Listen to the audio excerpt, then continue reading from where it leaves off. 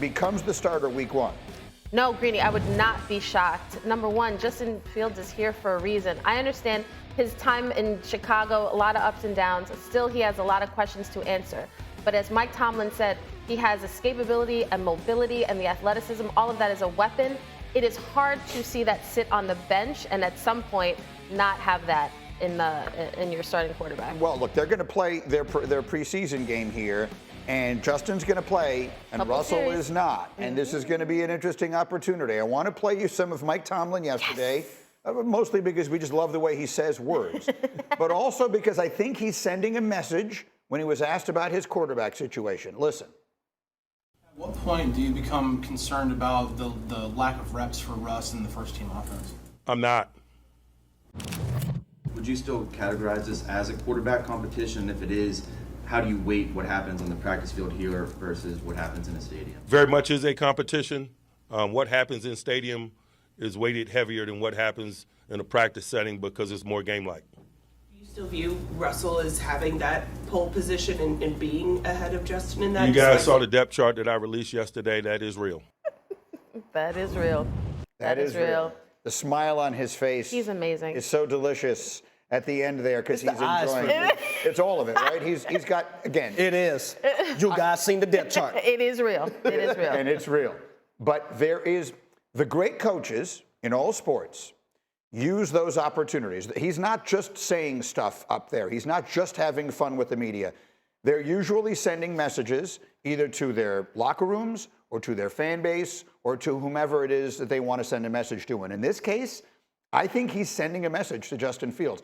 I think by saying, you're playing in this preseason game and Russell is not, he's sending a message. I consider this more important than the stuff that happens on the practice field. You go, he's basically giving him the answers to the test. He's saying, go out there and show me you can do this in a game situation, because I think he's sending a message to Justin Fields. You've got a legitimate chance to win this. No, I agree with you 100%, Greeny. And I would say this, up until this point, for Justin Fields to be taking all the snaps that he's taken and Russell Wilson has not, for Justin to not be in that position where the head coach can say, you know what, we're thinking about Justin being our QB1.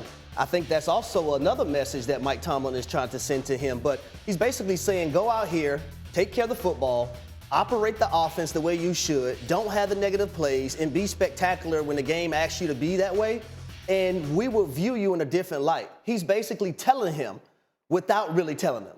The door is open. It's a competition, right? I also think that Tomlin could be talking to Russell Wilson as well. Like, yes, you are the QB1. You do have pole position, but this is a competition. The door is open for somebody to walk through here.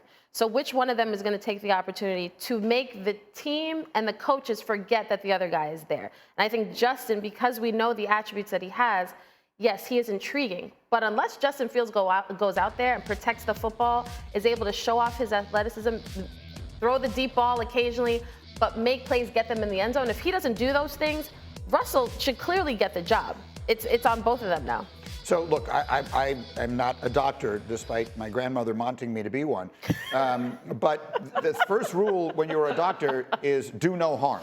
When you are a team that wants to win because of your elite defense, the one thing you cannot have is a lot of negative plays. And so I think that you underline that. It's not just the really obvious ones. I think fans sometimes look at interceptions. They just look at the TD to interception ratio. Oh, he threw this many TDs. He only threw this many interceptions. The sacks is a huge number. And contrary to what most people think, and I've been looking into this a lot, Hembo, with a lot of advanced stats, sacks are a quarterback statistic every bit as much, if not more, than an offensive line statistic. And that is the stuff that Fields needs to get out of his game if he's going to win this job. I'm going to take it a step further. I think it's something that Russell Wilson and Justin Fields have to get out of their game, because when you look at the last few years, both guys have taken a large amount of sacks. They had a lot of amount of turnovers, whether it's interceptions or fumbles, and just holding the football entirely too long in the pocket. Here's what I do know about the Pittsburgh Steelers, because I have a relationship with Arthur Smith. They're going to run the football, right? They were 13th last season. they're going to be top 5 in rushing the football. But when, as a play caller, when the game becomes hard is when you have a quarterback that takes unnecessary sacks, and now instead of having 2nd and 5, you're 2nd and 15, you're 2nd and 18. It's not many play calls that you have for those down and distances. You're trying to get back to a 3rd and manageable situation, but then if you don't, now you're in 3rd and long. This is the list of play calls that you have for 3rd and 15 plus. So you cannot put the offense in those type of situations. That's a great stat to illustrate. Hembo, put that back up again. That is such a good stat. They are the most sacked quarterbacks in the NFL over the last 2 seasons. And Russell Wilson was benched for a bunch of that. He didn't even play in all of these games. Yeah. Now, because I just spent a lot of time with your Jets for their training camp practices and talking to defensive players like Sauce, hearing them and talking about the fact that as a defense, we know that we're not going to have a lead, or you understand the pressure that's on you when your quarterbacks are not getting the job done. It's the same thing in Pittsburgh. They have 3 quarterbacks that are no longer on this roster. We've been waiting for this offense to look better, and they have 2 guys that potentially could do that. It's an incredible statistic, and yes, that's the quarterback battle in Pittsburgh. We'll see if one of them emerges. In the meantime, one thing we know for sure is the NFL regular season will begin exactly 4 weeks from today. What we are not sure of is what team Brandon Aiyuk will be playing on 28 days from now. This past Tuesday, our very own Adam Schefter reported the Patriots are no longer in the Aiyuk sweepstakes. Yesterday, Andrew Hawkins on this show made very clear just how important he thinks Aiyuk is, not just to the 49ers in general, but to Brock Purdy in particular. Listen. His help of the development of Brock Purdy is the most important thing for this offense. It went from being Deebo Samuel as the number 1 guy to very quickly Brandon Aiyuk being that. And I can promise you, Kyle Shanahan is not comfortable with losing Brandon Aiyuk. He does not like running offenses without a true number 1 receiver. It makes him uncomfortable. Played under Kyle Shanahan. So let's talk about that again. We have a receiver's perspective on this today. We've talked a lot about what they will miss in the bigger picture.